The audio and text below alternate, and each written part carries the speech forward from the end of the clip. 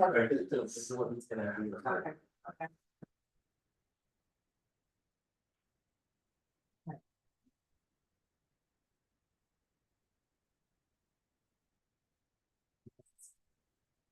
Okay, all right. Good morning, everyone. How's everyone doing this fine, cool August morning? Still summer. It's not wishing away. Well, we'll call this meeting of the Economic Development Corporation to start. We do have a quorum, so I think we can go ahead and get started unless we need to do no guests in the room. So we'll start right in on our reports of committees and I will open that. Thank you. We had an audit and finance committee on the 13th of August. It was, you'll see the minutes in there and who attended. We had a robust conversation on the many things that Deanna and Jim provided us. And we looked at the June and July financial statements. I would say that there are no surprises, excuse me, that there continue to be lower revenue relative to the county and it's county or Queens County. It's the county and the city. And the city, and then a lower cost, so they tended to be a net. And there was a first pass made on the pro forma for Paris, which has to be submitted. Deanna, when does that have to go? October 1st. October 1st, and it's also used at the county or. So the thing she's referring to is the 3-year rolling projection of our budget, which any public funded entity has to file with the state. Typically the way we do this is that we take the existing year and we only add what we believe to be a multiplier for either inflation or cost, increase, usually it's 85%. And we just roll that out for 3 years because we don't use that as a way of signaling any changes in major economy. So that typically has to be done in October. We did have a conversation about potentially shifting that in the future. So the way that the city does it, because it's so formulaic, is that when they file their annual report in March, they file their 3-year, even though it's not due for another 6 months, just to avoid this issue where we're having to do multiple deliverables at different times of the year. And I think going forward next year, we may adopt that practice. We have to change something about our policies, we'll do that. But for now, we have to get you guys to approve that in order for us to post that by October 1st. And I don't think there's anything definitive in it. The county doesn't really care about it. None of our other organizations or funders care about it. I'm not even sure the state cares about it, but we still got to do it. So the board, the committee approved the review of financials to go to the board, review of the pro forma, as Jim just noted, to go to the board. We also looked at the service agreement for the WC, LDC, and there were some questions, and that will come back to us. And anyone who has any questions other than that, I don't think that's complete. Let me just clarify a couple of things. The county's ultimate allocation to us last year was set after we set our budget. And so our estimate of what we thought might be funded by the county turned out to be slightly less. So every single month we show a variance, but it's not unique. It's not different than it was last month or any other month. In terms of the LDC contract, there's nothing about the scope that's an issue. There's a question about whether the language on our indemnification clause is consistent with our other contract clauses, and so we're getting that resolved and bringing that back to you next month. There's no questions? That's all right. Questions? Report from the governance committee. Yeah, so we held the governance committee meeting on August 14th. We talked about marketing position and to say that Emily, who haven't met, has accepted and starts officially on Monday. So the person marketing was welcome. We also had a discussion on additional board members because we have 2 open positions. So, Chris is reaching out to potential, company and he's reaching out to a private.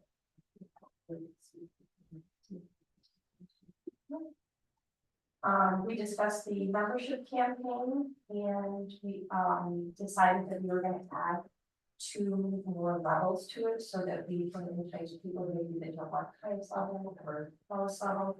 So, something in between the patron was added. And then we're also in the midst of reviewing policies, the identification policy, which we just mentioned, and others that we will bring back to the audit and the financial review. And then, lastly, we made, a request to go into executive session. That's all I have to say. Any questions? What would be the timing of new members? It's a good question. I think it's based on, their interest and, the company's interest. We'd like to have them. Now we have 2 vacancies, so it could be that in. After And with those 2, is that where we max out, is that the full number and bottom? No, because we don't have it. Yeah, 2. Okay, Yeah. thank you. All right, and we'll move right into. Good morning, everyone. As Sue said, we'd like to introduce you to Emily, who is going to be the newest member of our team. The part-time position that we posted around marketing communications had very robust applicants. We had more than 40 people who applied, and Emily was by far the most qualified and ideal candidate out of that pile. We interviewed her with several other finalists and offered her the position 2 weeks ago. She will start with us, is it 25th, 26th? My next one.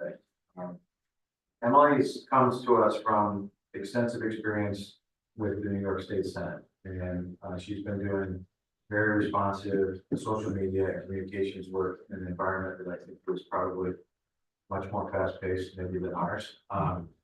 But we're really, really thrilled not only with her skills, but her understanding of tools that we don't even know about. So there's a whole opportunity waiting for us here with Emily. She'll jump in with both feet. We've got a lot to communicate about Bow Wave. That way has probably been building a little bit of Bow Wave, but starting next week, you're going to see a flurry of that. And we're thrilled to see you. Yes, thank you so much. Happy to be here. You want to tell them anything about it? Not really. I'm Queensbury native. I was born and raised here. My whole family still lives right here in Queensbury. I went to college in the state, Oneonta, and then my background's, go Dragons, in digital marketing and kind of using storytelling and social media to convey, communicative efforts. And I'm really excited to get on running. We're thrilled to have her. We'll go right into some of the things we got to communicate. In July, we, together with Melanie, held a forum with, I guess the audience was largely people who had ever been profiled in Glens Falls Living for the last 4 or 5 years. We did this in conjunction with Free and Glens Falls Living. They invited more than 100 people who they had profiled, usually people who either came back here or net new residents, to told their story of how they got here and what they love about the place, sometimes a little bit about what they wish was happening here. And that's really the idea, was to go build on that. So we did some informal polling with them, which we have the results on, and I'd be happy to share with you. In fact, I think it would be very helpful as well. But essentially, the most important thing that we got out of that was that there's an appetite for more of that. This is a group of people who are typically between 25 and 40, who do not necessarily have deep connections to the community, but in many cases are looking to establish. They're not typically involved in civic or political work, and so their voice is oftentimes missed in what goes on. But as you know, our giant existential quest is figuring out how to both stabilize and hopefully improve our median age, our workforce, some of the demographics that will determine whether or not our area continues to thrive in the next 20 or 30 years. Listening to the people who are at the front end rather than the back end is really important. So we're going to do more of this. I think we're still trying to figure out exactly how. When Bree was sitting here as a part-time person on Falls Living, it seemed great work out here. We would like to do it.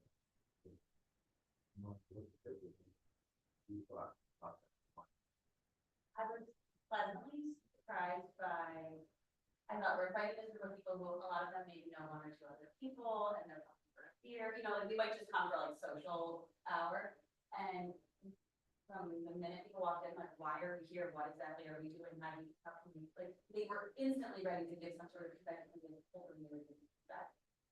And then everyone sat down immediately as soon as Tom and Bree put up the questions to engage them, and every single person engaged and had wanted to engage multiple times. Can I answer it again? Can I follow up?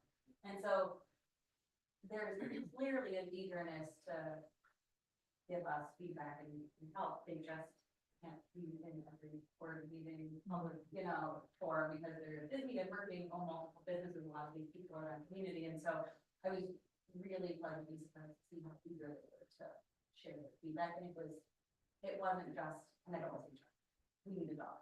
You know, when we hear a lot on social media, it was true feedback about how to make our community more sustainable for their demographics. And so it was really, I was pleasantly surprised. So the polls, I think we asked them something, somewhere between 5 and 10 questions, and the goal was not to overwhelm them, not make it feel like a focus group. I think we could have asked far more. They were eager to, as Don says, to contribute. Those results may be insightful. I'll send them out to all of you just so you can kind of get a smattering of it. But in addition to that, there's this sense from them about how to more deeply connect. I think a lot of them are looking for some combination of service and community connection points. And I think there's a real opportunity for us to fill this void. There really isn't anybody addressing this community in any other way than attempting to fundraise from it. And I watched that say from some of the other groups I'm a part of, trying to tap into that just so that they can find a new community to, you know, request funds from, but not necessarily to engage specifically. There's also this regional aspect to this. People came from Northern Sarasota County, Washington County, and Warren County without any concept that that would in some way be a problem. They think of that as the community. I think there's something to be seen there for us. We are the Warren County EDC, but we provide services that cross those boundaries. And I think the more that we embrace this regional inflation, the more that we will be able to be relevant to that group. One of the things we're going to talk about in the membership discussion is the idea of creating a category for individuals to belong to the organization, which would probably be a fairly low dollar threshold, but the idea is to build this group. I think it would be easy for us to put a couple hundred people together. When we had almost 100 people with not even much of an effort. And I think if we had put out things saying, you know, would you want to belong to something like this and make a nominal contribution in order to do so, I think we probably would have got most of it right there. I completely agree. Okay, I'm not sure which of us wants to talk about it, maybe Trish, but our website has undergone some changes since last time. And I do think, we did contact with Williams Media, and we worked, probably a good 8 weeks, in revising this website. It's a lot more navigable in my opinion, and we simplified it. And now we are going through and doing content updates. No reason to pay them to do that. So I've been through with some of our interns, the incentives, portions, loans and grants and things like that on the state level, federal level, city level, county level. So that would be the next step that we're going to start to revise that. But we've also just, you know, highlighted and segregated so that it's a little bit easier to navigate. And we will continue to work on the content. And of course, you know, we'll use that as a social media tool as well. and hopefully, get more moving for the new website. So just to remind everybody, the company we've contracted with for the last 5 or 6 years, to maintain websites primarily for economic development organizations. They provide the back end of our website, which is an MC database, not heavily used, but one that essentially can provide queryable information about available properties, what are the demographics of living here. You can ask almost any questions, maintained in real time by all of the sources of that data, the census or other federal or state. That's a piece of this that's very hard for anyone else to understand, but the rest of this sits on top of it. And they got out of the business, and so they essentially told us, you can either find your own web provider, or we've gotten somebody who will take them over. But in order to do that, we had to change from one format to another.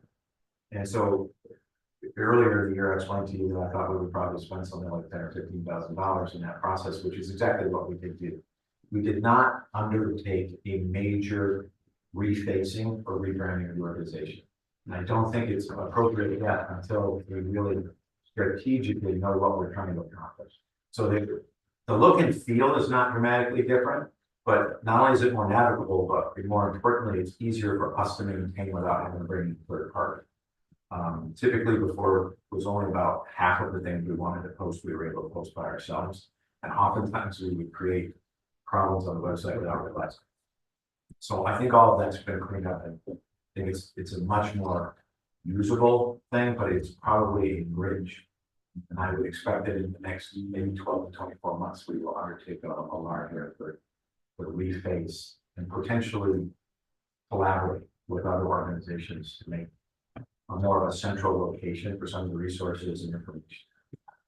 But I do want to thank everybody that worked on it, and I think everyone in the team did, but Trish in particular spent an enormous amount of time on this. It went smoothly. No one ever saw any disruption. We never missed any ability to post anything through all of it. So sometimes when things go well, you don't even know. But thank you, Trish. All right. Our luncheon is our annual luncheon is scheduled for the 1st of October at the Queensbury Hotel. It's been a little bit of an ongoing challenge for us to figure out exactly who's going to talk and why. Originally, I hoped to do a follow-up on last year's, where we really went deeper on the opportunities around natural resources, particularly related to drive economic development activity. There is a lot in motion, and I think there would have been a lot to talk about. However, it was difficult to engage the players when the situation around Lake George and the state was as fraught as it's been over the last year. It wasn't really where people wanted to go, because they have positions that they've staked out in this larger battle about how the lake should be protected. That made, I kept waiting for this to kind of hopefully tone down, but we eventually got to a point where we just couldn't engage the players that we wanted. Nobody from the state was prepared to come talk, and some of our organizations we work with along the lake were also equally in transition and turmoil. So we made this shift to a different approach. We're going to take the paper that we drafted around the past, present, and future of the economy, and we're going to center the entire thing. And we're in the process right now of identifying entrepreneurs and hidden elements of our economy that people don't know about, but that clearly align and feed the story and the data that we've already started to tell. We found one, and he's here in Glens Falls. He's running a fairly impactful business that nobody knows about, but he's been doing it for a number of years. And his clients are people like Apple and Google and Microsoft. But he's doing it out of his house. And so this is a living example of this part of the economy that we don't see, but that is emerging as a more and more important part of it. We'd like to find one or two more, and then the goal will be to have them tell a little bit about what it is they do, but also why they chose to do it here. And then we will go through a more detailed presentation of the economic past, present, and future. I think the communications have just started to flow out to people to say the date. The month of October, ironically, is a very dense month with activity. So we basically started on the first, but the chamber has several events. The Albany Business Journal is holding several events, including one here that we are a sponsor of in the middle of the month. The Power Breakfast, as some of you remember, they used to do them regionally. They stopped during COVID. They've now brought them back. So they're doing one that's associated on Warren County in the north. And it's going to be at the Queensbury Hotel. I can't remember the exact date, but we have to turn on. And then we're going to collaborate with Dr. Duncan later in the month. So we'll talk about all of those together, but we will start to see quite a bit of information around the luncheon as we clarify exactly who the speakers are. We engage first with our largest sponsors and contributors, and then with increasingly with the public and the larger audience. But just to make sure, get October 1st on your calendar. And that will be the place where we formally launch the paper. We held off on putting it up on the website or making it available until we were able to provide some kind of narrative to go along with it. And at that point, what I think we would seek to do is to provide lots of follow-up conversations, whether it's with our public partners like the county or the town, or whether it's with specific companies or groups that are willing to receive us. In terms of things that are going on with our various municipal partners, we're in the budget session right now with the county. They used the month of August to meet with all of the departments, and our meetings for there's been a lot of dialogue informally with county players about our budget. I want to be clear about what our position is. The county itself is wrestling with a number of financial issues and have asked most organizations to be prepared to bring a more austere budget, which has a reduction from previous years. We're going in with our expectation that we'd be funded at the same rate that we were last year. It took us 10 years to get what I believe to be somewhat right-sized in terms of the contributions that we got. And going backwards the very next year, I think is both a bad precedent, and it also invalidates the work we did to say that this is what we need in order just to sustain the mission that we've been asked to provide. I don't know how that will go. And I definitely could use support, whether it's in person or in your own personal network. If any of you are willing to communicate via letter, I think all of that would be helpful. It's possible that no matter what we do, we're going to wind up having some of this taken down. And we continue to have a ongoing dialogue with the rest of our municipal partners. The city, I think, we're in a very good position with the work that we're doing with the city, but we're funded at a very, very low level. And I'm attempting to address that with mayor, but I don't expect that that's going to change significantly this year. In the town of Queensbury, our contract expired on the 30th of June. We presented in the month of June a new contract. We had a workshop with the town. There was input that they asked for in terms of changes around scope or measures in particular that were specific to Queensbury. We added all of that to a subsequent version of the contract and submitted it to the town. We have not gotten anything formally back from the town. This is not unusual. We oftentimes operate for several months with any of the municipal partners where we're continuing to do the work in good faith while the contract itself gets finalized. So I do not believe that we're in any kind of tenuous position here. But sometimes the rhetoric around it has been that they would also like to reduce. If they reduce and the county reduces, there will be no choice but for us to either change the scope and resources that we have, or potentially, maybe for some period of time, at least maybe a year, set aside some funds out of our reserve to make up for the difference and maintain the level of service we provide. That's something we'll have to deal with once we have greater clarity about what's actually going to happen. I've asked Kathy to join me next Wednesday when we do go to the county formally. If any of the rest of you would like to join us at 10 o'clock, I think any kind of show of force would be helpful. I'll prepare you for the fact that typically somebody in the last 2 or 3 years, it's been Jack Diamond, literally goes on for 10 minutes about how your organization should not exist and should be completely defunded. You have to kind of just prepare yourself for the theater that you get to see. But we have, I think, broad-based support from the town. So this is really more about how is this process going to play out for them and their overall budget? How much unanimity are they going to have in terms of trying to take everybody down, or are they going to be able to navigate some kind of hodgepodge of things that do go up and or stay the same and go down? As we work through this with the town of Queensbury, we may have a similar need to engage with them. The board there is also in some amount of transition. And I think there are new players there that would benefit from having more understanding of the history of how we came to be. There was a Queensbury Economic Development Council 12 years ago. It was folded. It was merged in here. The funding that was provided to us was calculated as a percentage of what they were paying to do it themselves. We took on the full scope, but agreed to do it for less money than they were spending. The town is the one that said, this is what we believe is the right amount to pay for those services. That scope has never reduced. It has only increased since that time, but the amount that has been paid has stayed constant for the entire 12 years. I believe that we provide great value to the town of Queensbury for what is delivered.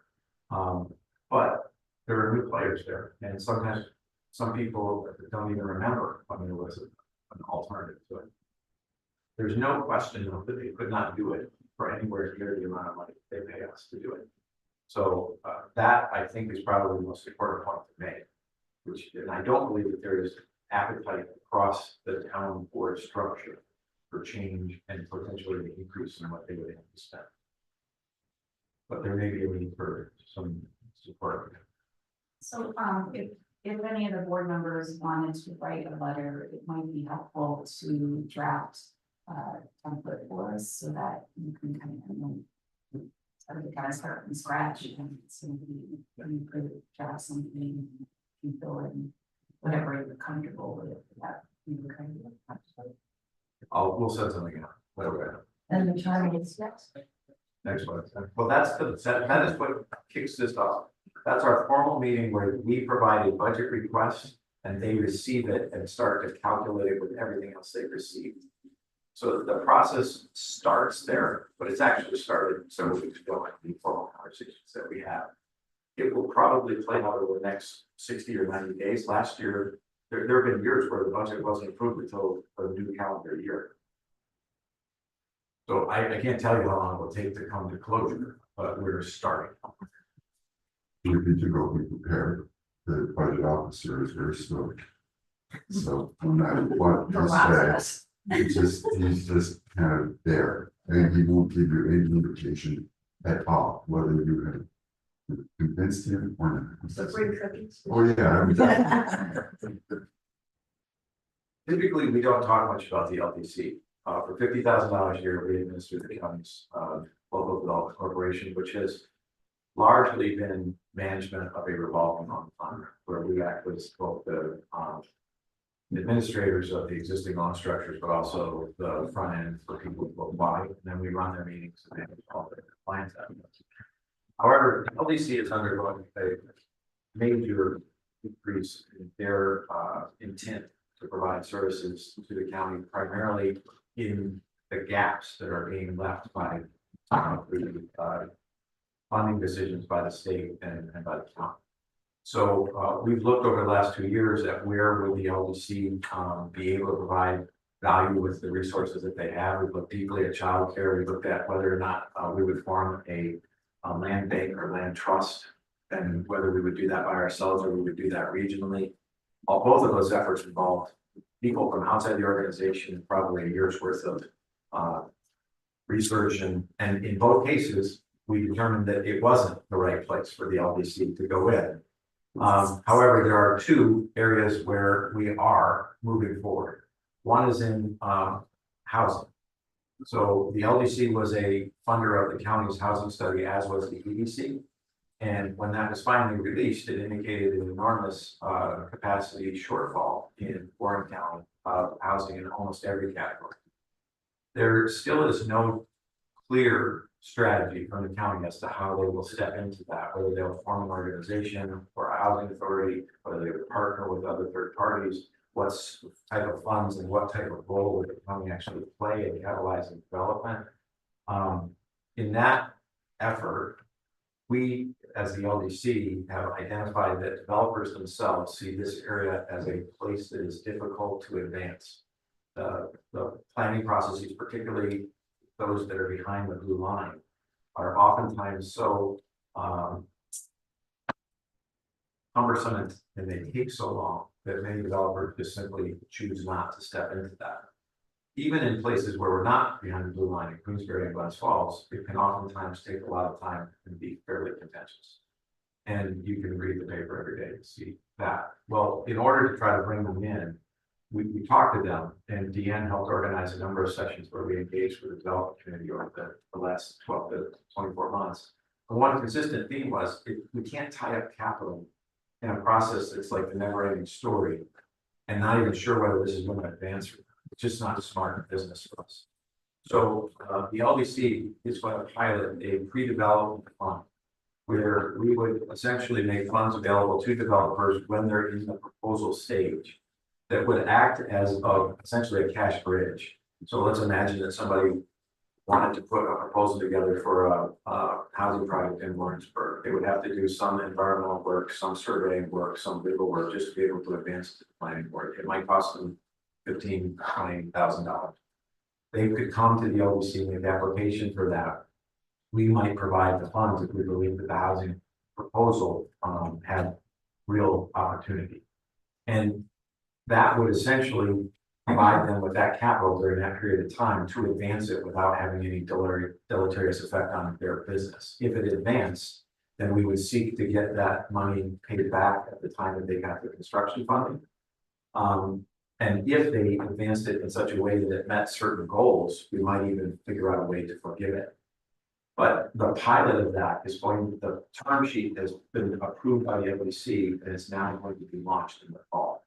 We've identified a couple of developers that I think are likely to be the early applicants of this. And then the goal of this would be to evaluate the program to see whether or not a greater amount of funding in a more full-hearted support of something like this would actually be beneficial. That's one half of what the LDC is doing. The other is the entrepreneurial ecosystem, which we currently support primarily through Startup ADK, is going to be enhanced in terms of both the resources we provide to the existing tools like Startup ADK. In particular, trying to help create more events than simply the Startup ADK class itself. We want to convene everybody who's ever started a business here periodically. We want to figure out how to support businesses that are already in motion. And we also want to figure out how to provide resources to anybody who's already involved in the entrepreneurial effort if they're not involved in startup. And we're working with people to do all those things. The LDC will be a partner and a potential funder for some of those things as they're identified. Perhaps the most exciting thing, though, is that we're developing a corollary program to Startup ADK where somebody comes and develops a business plan over, say, 8 to 10 weeks. That's the current structure. Well, we have developed 6 business plans that we believe meet needs that are identified in the community, but there is no current approach to it. Some of them are in the city. So as the city stands up their market center, which is the building next to the year-round farmers market that is going to operate as a storefront and a community kitchen, there is no operational model.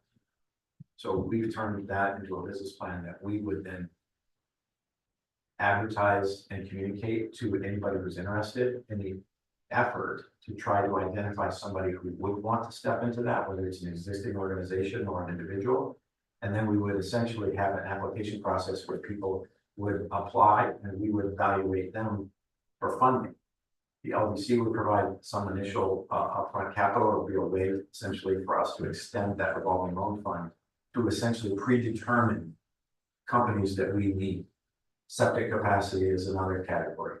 Making brine as an alternative to rock salt available to private players is another category. But one that I think has the most interest is the idea of taking milfoil and turning it into a product that has value. We had all of our interns working on these over the summer, but this is the one that has advanced the farthest. We have a full-scale business plan around it that I started working with the LGA on formally last week. where the milfoil itself has value. It is phosphorus rich, but it does not have heavy metal concentration. Right now, we pay people to either harvest it or we pay money to kill it. But if we were to think about it more as a harvestable resource that has monetary value, and we created an industry to utilize that and sell that, we believe there's a closed loop here. Landscapers and property owners around the lake by themselves are inclined to want to use lake-friendly products. There's already a precedent for this. There are several small players that have been using aquatic plants. They dry them, they compress them, they kind of put them into different formats, and they're selling them now. So this one, I think, has the most excitement value around it. I was on channel 13 on Friday. They called and said, hey, would you come over to talk about economic development? And I had whispered some of these ideas to both Mark Bean and Mark Mahalan before that. And then they literally talked to me about it for 2 or 3 minutes on air. I think every time we express these ideas, people get really excited. So the LDC is moving from being a sleepy kind of organization that we've just kind of supported in a perfunctory way to actually stepping into some of these points. And it will be appropriate for us as we do scale this up over time to think about whether or not $50,000 is really the right amount. But that's for the future. Right now, if we can create a more viable and value-added path, I think that's an area of success. Jim, has anyone gathered the planning boards and the APA? Because I think they're better than they were. I mean, I know in Lake George, because the bills in town are so close and they've got one planner, they move things along pretty fast, like great, it's wonderful. But has anyone, I mean, that's the perception, even when Libby was on the board, she goes, I do Lake George, it's too much. Has anyone brought them together to say, here's the perception, how can you make that better? But, you know, we used to host a conference that was essentially part of the continuing education credits for people that were Yeah. part of those processes. The Lake Champlain Lake George Regional Planning Board essentially made that a regional event. And so they're actually hosting it in October for the whole North Country. But I think the idea of gathering those resources together in a more targeted way so that they're aware of some of these programs, and also we can use that as a way of helping everyone else identify how they're more streamlined and ready to receive. I think there's potential for that. And I think that we should look into how we would, I don't want to compete with what she's trying to do. I think it's much more about a companion or something complementary to it. And on the brine, you know, the Fort Wayne Henry jumped in through LGA to start, there was like 4 of us that said, we'll try this, see how it works. It really does work. And it's hard for us to get the brine. We were thinking of getting our own mixer, and it becomes very problematic to accomplish that. And we're probably one of the bigger players, so there's no way the smaller ones can participate. They can get small equipment and receive it, but they can't mix the brine. But right now, the LGA funded, we provided a small grant to the town, to essentially increase their capacity for being able to provide brine. But it was almost all municipalities were the recipients of it, and it didn't make sense for somebody who was a private player who needs to load up their trucks at 3 a.m. to have to do it on Thursday at 2 o'clock in the afternoon, because that's when the municipality made it available. They also didn't really market it well to private players. That wasn't really their goal. And so I think the idea of creating a private corollary to that also has a lot of links. I think it's that's the way we're gonna be able to make the other small players or the next level down of size to participate, because it really does work. It really helps. Well, I think the most important thing here is that the EDC is acting as the catalyst for developing innovative approaches to some of these problems in ways that we're not competing or overlapping with organizations, which is literally stepping into a void that nobody is stepping into.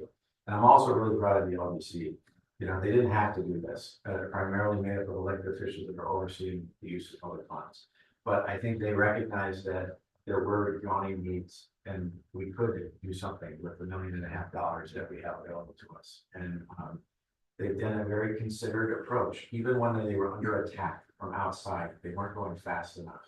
I think they went deep to figure out, is this the right place? Is this the right place? What are the pros and cons? Where are the other players that might contribute to it? And they did not go into places that were easy. They went into places that were So I'm proud of our affiliation with them right now, and I think there's a lot more good to come. John, you wanna talk through some of this? Yeah, we might as well find too. We hit out here, cover picture, by the way, I think the business review. It's a story about the team, Hiawatha Island, Fire Island, sold up in Lake George, and there are $2.7 million for Pennsylvania.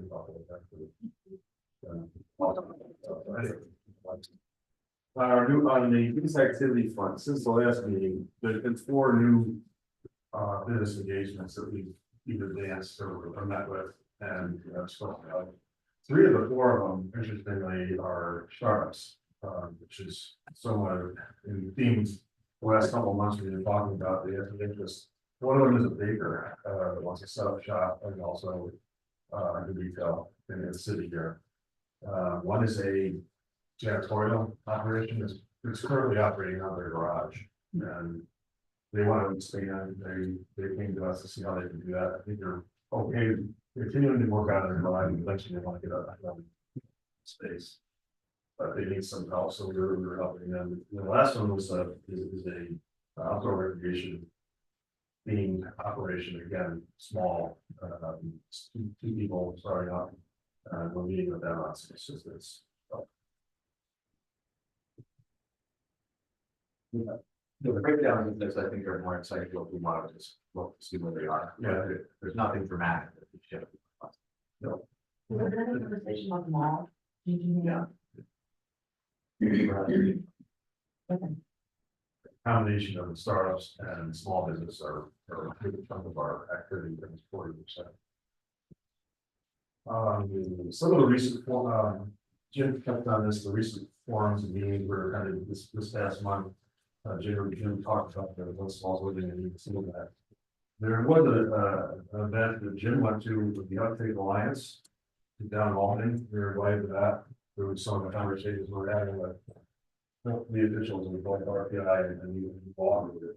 What they thought we should be at this. Jim, you want to talk a little bit about that? The Uptake? Yeah, so we were asked to come by CEG and Uptake, which is an organization that's providing services across the entire state to try to drive business, both innovation and investment in clean energy that are aligned with the state's goals. What was interesting about that was it was mostly oriented at things like wind, to some degree, things like hydrogen, and those were main players that were growth. But I raised the idea that hydro was not being supported, but was a dramatic piece of this mix. They weren't prepared for that. That was completely off script. But the business council was there, and the business council did not let it go. Business council immediately said, "I'd like to know more about this. Can we talk more about this? Not offline, like right now." And I explained that there are businesses, legacy businesses like yours, Mike, that are constantly under threat here. But they represent the base load for much of this hydro. And when they disappear, those hydro players are put in an even greater disadvantage because they now have to push their power further away, which causes both loss of power and greater cost. And that meant that fewer and fewer of them are able to stay viable. And every time we lose one of these small and medium players in the hydro industry, we're going backwards on our clean energy goals. No one had ever identified the role of support or carve outs for legacy businesses in order to sustain some of the clean energy we already have. The business council has asked for us to meet, to talk to them at greater length about this. I think they're eager to potentially engage in some kind of advocacy effort here. And so our work around hydro, while it's been kind of in the background, is now starting to advance in a way that I hope to do maybe with the state government, but maybe this is a way to come at it in another direction. The other events here we talked about before, creating commercial spaces within the city. That's an effort to be creative about some of the open spaces and see what they can do to develop interest from younger people that bring up where with us here. They're involved in a couple of those meetings as well. There are other ones, Broadband Alliance, the other ones I've talked about before. This next page here, I put together this. We talked about this before. New York State ESD put together request for information to do a broadcast. Inquiry out to all the economic development community, and they have requests that they post out, and they have project names. And a lot of times, and we've talked about this before too, they're very large in size and scope and scale. They require either massive amounts of land, existing building space, or heavy utilities that we can't match. We have, however, responded to them that were somewhat smaller scale over the past year. And those are the primary targeted at the open, what they can answer, Tech Meadows and Ferry Road, Pittsburgh business park. I also put together a list here, if anybody's interested to see what these things are that come through there. A lot of them are solar manufacturers and EV and solar wind and storage, energy, like 80%. massive amounts of. But anyway, you're welcome to look at that and see the kind of stuff that comes through. What do you want to do? Well, the most important thing to take away from this is that out of the 21 that have been essentially pushed out, we've only been in a position to answer 2. In most of these cases, you're in a bake-off with other places that have far more available land and resources to support whatever it is that we're looking to develop there. This is further validation that the strategy that we embarked on many years ago may not be the right one. And it's informing the work that's going on around Tech Meadows, the city's property, which is near exit 18, which we act as marketing for. If you've been following the news, Crew Coffee has actually purchased a lot there, and they're looking to consolidate their roasting and canning operations in that site, which is consistent with the existing zoning and appropriate to the scale of what is available there. But think about that. Crew Coffee is an entity that has a handful of stores. These efforts are all oriented at kind of global manufacturers. There's just a huge mismatch there in terms of what the expectation and needs are. We need to do more than Crew Coffee. And that actually came to us. They came to us looking for where they could go. And we engaged the city in terms of whether they would be amenable to this as an alternative to what they had originally said.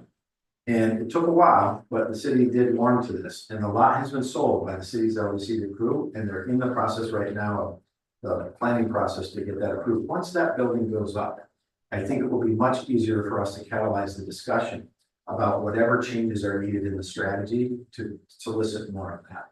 And I think it's very possible that we could expand the uses there from the classic industry to potentially other mixed use opportunities. But this is a quiet victory for us. It's been sitting there undeveloped for more than 20 years. And in the last 12 months, we've actually started breaking this.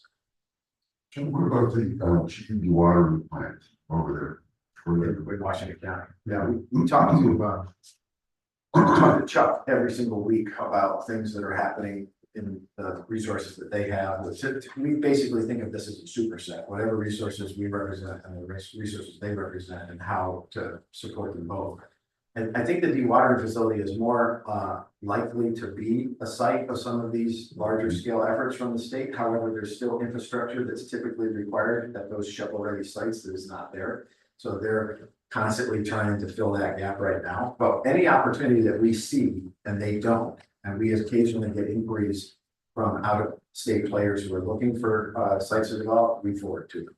And we've done probably 2 of those in the last 12 months where the lead has come from us, where we brought it over to them to the dewatering site. Thanks. And I've got this next slide, it speaks of the office, you summarize that pretty good. Next page here, we put together a list of activities and things that we do that align with our strategic plan. I know it's been a few years since we did the last strategic plan, but going back and looking through that, finding some of the things that are mentioned, these are things that match up with that. So We're going to put a better matrix together. This gives you a sense of some of the things that we know are aligned with the things that are identified there. We haven't really spent a lot of time, especially with new members, getting them to understand what is past tense and what is still future tense in terms of that plan. But the net of that plan is that the economy is changing and that we have to adapt and modify our strategies and approaches with it. These are examples of the kind of things that we're involved in that we may not have been involved in, other than the traditional business expansion assistance. Housing or hydro or broadband are examples of the places that we are currently operating in that weren't necessarily part of our track record. And that is consistent with what the plan suggests, and so it's time for us to provide an update to that, which we'll bring out. And last but not least, we mentioned this already, the events coming up in October is going to be month. Our annual luncheon. And also with the power breakfast and the event. So. Not coming up. We have to make it.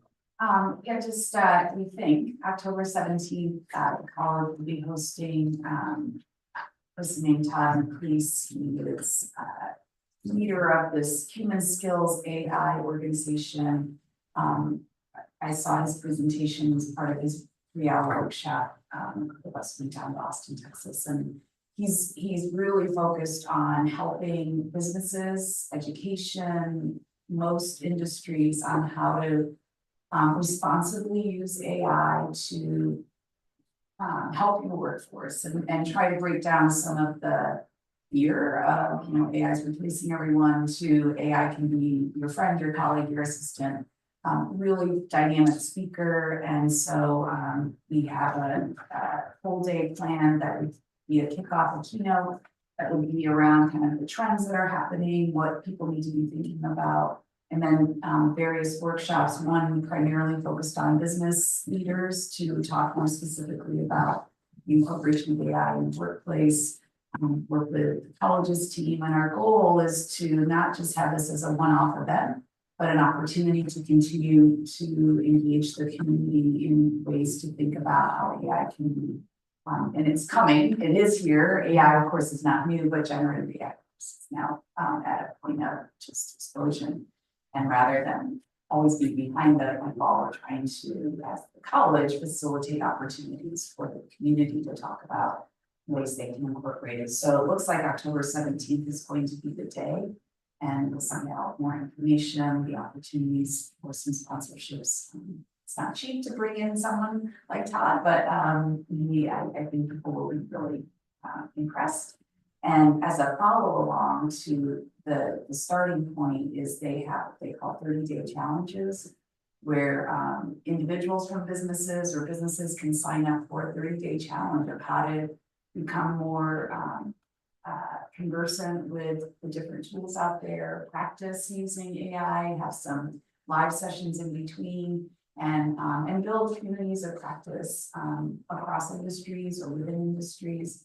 We also will be looking for a couple of our local business leaders to sit on a panel to talk about how they're potentially starting to or are in working with AI. So if any of you or your organizations have someone that can be conversing on that, we'll be looking for a couple of volunteers.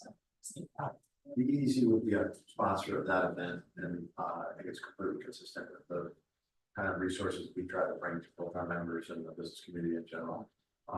So you'll see our logo, and we'll be supporting this event with that. All right, so that's everything on our report. I do want to make sure that at some point after we go very short. yes. So just a couple reminders in your packet and materials. If you have not done the confidential evaluation of our board, we need that back. So please, if you can, take a minute before you leave today. And if not, return that to Trish as soon as you can. One of the things that kind of piggybacks on what was just discussed in terms of the strategic plan, we do have primarily a new board. And when we created the last strategic plan, many of you were not part of the board. And so it's a good opportunity to maybe regroup and schedule, a session, whether 2 or 3 hours, we can come together to really unpack what we have been doing, consider what we need to be continuing to support our EDC sunset, but also I think talk a little bit about our brand going forward, how do we, the new economy that we're all talking about, has been reported at these meetings many times.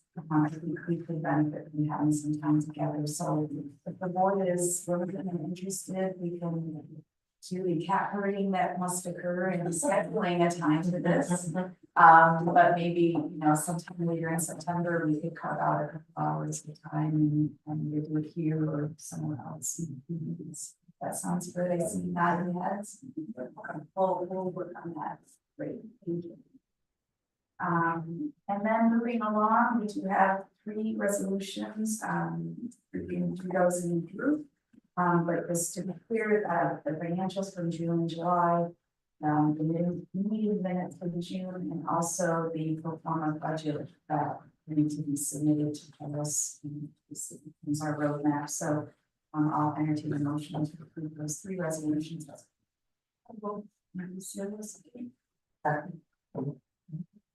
Any discussion?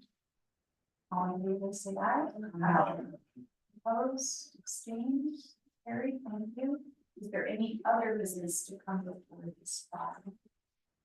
Because I do have something, and everybody's may have heard of this, but a couple of meetings at the county kind of surprised me. One, the move to probably increase sales tax is something that troubles me greatly, and I'm not sure what it's going to do to our economy. So I reached out to Jim and others, hopefully, to help kind of convince the board that we might be doing the wrong thing and what the consequences are. The second part is National Grid came and presented to us about $7.1 billion increase in their transmission fees. And it's going to be borne largely by the industrial and commercial industries. And that gave me heartburn, and I spoke up against it. But I'm probably going to be looking for some help as this goes forward, because this will go to the state. But I think we in the county is considering what we want to do with that, to protest and say we need to do something differently, or to just agree with it and roll over. And I'm not sure where we're going. I know where I'm going, but I will need some help from the board of June, of course, to make that happen. Our goal is to provide the objective data that will be used in whatever deliberations occur. There's politics and partnerships and all of it, but I think we have to be truth tellers about at least what the current topic looks Yeah, That's approved at the state level, right? They just need to try to buy you off or to. to make sure you don't go there and think of fight against it, they go in front of the board, whatever board it is, so. Okay, So, but we do have an opportunity, some other counties have already joined in to protest against it. We decided not to protest, we also decided not to agree because we want to understand the consequences. I had 2 questions: how much the $7.1 billion is going to be spent here in Warren County? And then why are we going after our industries to such a high extent? Because they will bear, and they were very clear about it, they will bear the brunt of the increase. Now they may carry the biggest loads, but you know, we want to see its new expansion, some other places. That is. And there the description was it pointing back to the state's electrification strategy, fossil fuel reduction. Yeah. Right. It's a consequence of that. Yeah, and some things just didn't make sense, because and a little bit of involvement I've had with renewables and wind and solar. Typically, whatever generation is being done, that interconnect and all the equipment and upgrades that need to be done for this power to be sent to the grid was paid by developers. Well, I guess it's not totally the case from the transmission side. So maybe we could do some. We began this conversation with the second floor earlier this year, and that has died now, which is why I'm eager to start this conversation with business council about potentially creating carve out the legacy industries where the use of hydro, for instance, is a bigger than normal share of the power. I think there is some potential support for creating some kind of enterprise zone like coverage for legacy businesses that would be adversely affected by this, and also support the existing industry at the same time. So the business council, I think, will also get that. I did mention that briefly, but I didn't have a background to do it. So. Thanks. I believe that, and then very, very As Sue indicated, the governance committee is asking that the board enter into a brief executive session to discuss terms and conditions of employment, so take a motion to move into executive session. I'll make the motion. Thank you. One favor, aye. Team, for all of you.